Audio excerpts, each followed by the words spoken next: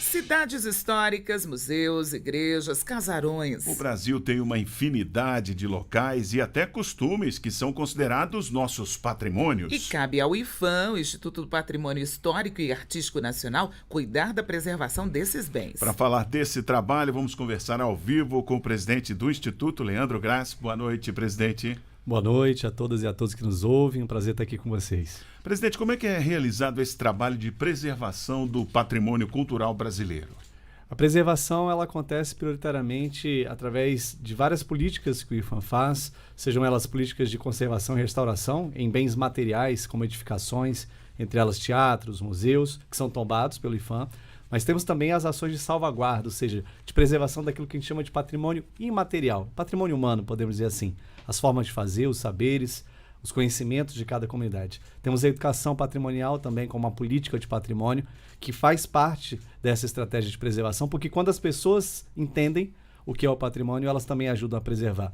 Entre outras formas. Então, o IPHAN hoje está em todo o Brasil, são 27 superintendências dos estados e no Distrito Federal que, através dos seus servidores, realizam essa política.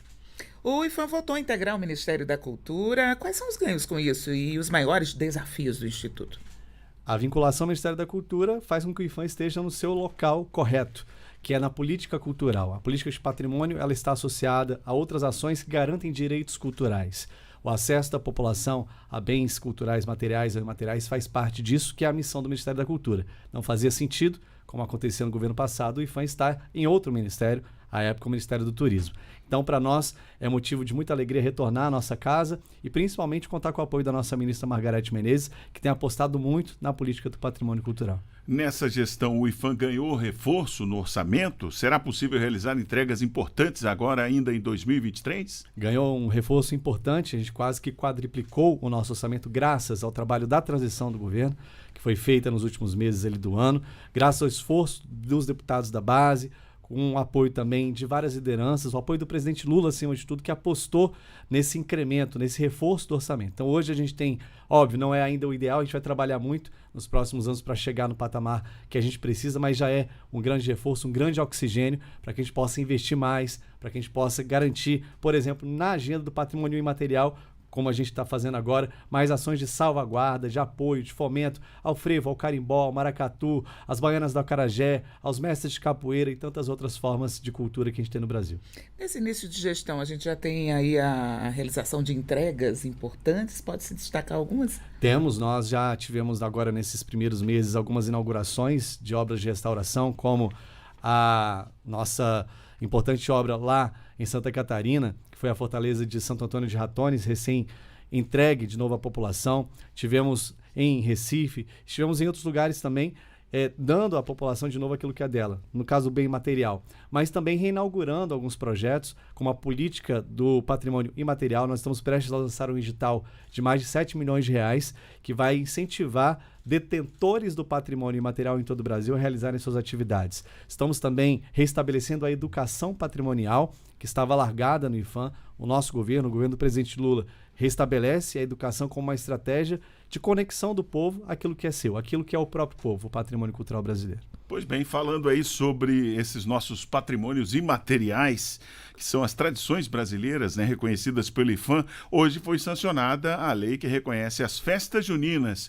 como uma manifestação cultural nacional. Elas poderão ser reconhecidas como patrimônio imaterial? Poderão ser reconhecidas. Nós já, inclusive, nessa nossa participação social que volta também ao IPHAN, inauguramos o diálogo com o movimento junino brasileiro, né? São vários grupos espalhados pelo país, são várias quadrilhas que se apresentam. Você tem também no campo da dança um quantitativo muito grande de pessoas que se apresentam, que inclusive fazem disso a sua vida. A cultura, é importante dizer, ela não é algo acessório à vida. Tem muita gente que vive culturalmente, que vive do ponto de vista do trabalho, nessa dimensão, nessa perspectiva do movimento junino.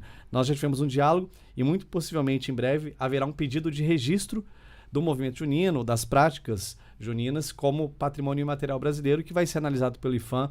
É um processo que transcorre durante algum tempo, há pesquisas, há debates, até que se configure, a partir de um registro aprovado pelo IPHAN, no caso pelo Conselho Consultivo, como patrimônio imaterial. Sabemos que o IPHAN concluiu em março o relatório sobre os bens que foram destruídos nos atos golpistas de 8 de janeiro aqui em Brasília. O Instituto tem coordenado as ações para a restauração desse patrimônio. Como é que tem sido esse trabalho? Temos obras já em processo de restauração? Desde o dia 8 de janeiro, o IPHAN, junto com o acervo, os profissionais do acervo do Congresso Nacional, do STF e do Planalto, vem trabalhando conjuntamente para que nós tenhamos um detalhamento profundo de tudo aquilo que foi destruído pelos terroristas, pelos golpistas, e mais ainda a gente busca soluções para o que foi destruído. Posso dizer hoje que o sucesso foi muito grande, graças à competência dos servidores do IPHAN e desses 3 órgãos. Do ponto de vista dos bens imóveis, são as edificações, os prédios, praticamente tudo já está sendo recomposto, já está sendo refeito. Nós temos os bens móveis, que são algumas obras de arte, embora não tombadas pelo IPHAN, mas tem um grande valor histórico e cultural, boa parte também já restaurada, e os bens integrados, como painéis, como tapeçarias desses edifícios, que também já estão sendo restaurados. Então, o trabalho foi muito grande e a gente mostra para o mundo que o Estado brasileiro tem soberania também na gestão do seu patrimônio cultural, na medida em que a gente, com o corpo técnico, com essas pessoas, esses profissionais, já deu resposta e quase tudo tem sido restaurado, tem sido reconstituído. Presidente, foi lançada no mês de fevereiro a chamada Lista Vermelha, com o objetivo de proteger obras, artefatos e bens culturais brasileiros que podem ser alvos do comércio ilegal. Explica pra gente como é que funciona essa Lista Vermelha e que tipo de bens são classificados. Você tem bens que estão sob risco. De alguma maneira, eles têm uma grande importância e, apesar dessa importância, eles têm algum risco, muitas vezes pela condição em que se encontram. Então, o IPHAN, nessa tarefa de preservar o patrimônio, tem uma coordenação específica que cuida dessa parte, né, que cuida desse acompanhamento. Às vezes são bens arqueológicos, né, que são extraídos ilegalmente de alguns locais.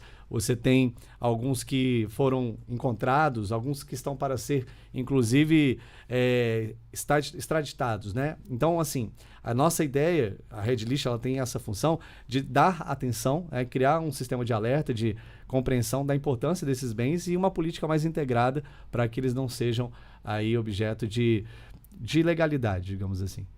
Conversamos com Leandro Graz, presidente do IPHAN, o Instituto do Patrimônio Histórico e Artístico Nacional. Obrigada, presidente, pela sua entrevista aqui à Voz do Brasil. Eu que agradeço a oportunidade e quero convidar todos que estão nos ouvindo a participarem da política de patrimônio. Nesse momento em que, vivendo ainda essa situação do 8 de janeiro, a gente precisa mostrar para o povo o que é o patrimônio. E essa é uma tarefa da nova gestão, reconectar a população brasileira ao patrimônio cultural do nosso país.